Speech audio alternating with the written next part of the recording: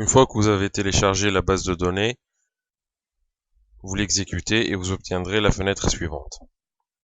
Donc, dans un premier temps, nous allons analyser la fiabilité de l'échelle utilisée pour mesurer l'implication. Donc, une échelle, c'est un ensemble de questions qui a été utilisé pour mesurer un phénomène ou une variable bien déterminée. Dans notre cas ici, nous avons 6 items: implication 1, implication 2, implication 3, implication 4, implication 5, implication 6, qui ont été utilisés pour mesurer l'implication. Donc, pour analyser la fiabilité, nous cliquons sur Analyze, nous allons vers Scale, qui veut dire en anglais échelle, et nous cliquons sur Reliability Analysis, qui veut dire analyse de la fiabilité.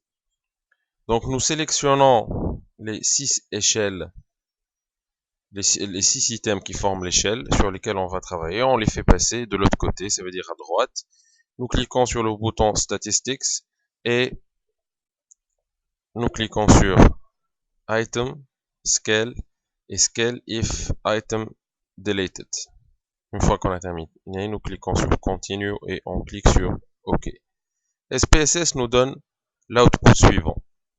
Donc ici, dans le tableau Reliability Statistics, ça veut dire statistique de fiabilité, nous obtenons un alpha de Cronbach de 0,95. C'est un très bon score et l'alpha de Cronbach est plus intéressant lorsqu'il tend vers 1. Et donc ici, ça veut dire que notre échelle est fiable. Notons ici que un alpha de Cronbach inférieur à 0,6 n'est pas bon et ça veut dire que l'échelle n'est pas utilisable.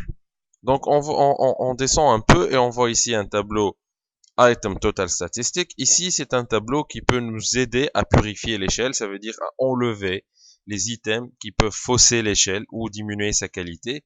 Donc ici, SPSS nous renseigne sur la valeur de l'alpha de Cronbach si un item est supprimé. Par exemple ici, si l'item implication 1 est supprimé, la valeur de l'alpha de Cronbach va devenir 0,966.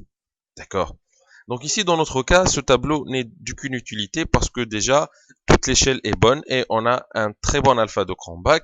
Mais dans certains cas, on peut obtenir ici un mauvais alpha de Cronbach et SPSS peut nous renseigner sur un item qui fausse l'échelle. Et si on le supprime, ça va améliorer notre alpha de Cronbach et donc on purifie l'échelle et on peut le faire pour améliorer l'alpha de Cronbach et améliorer notre échelle et mieux élaborer notre analyse.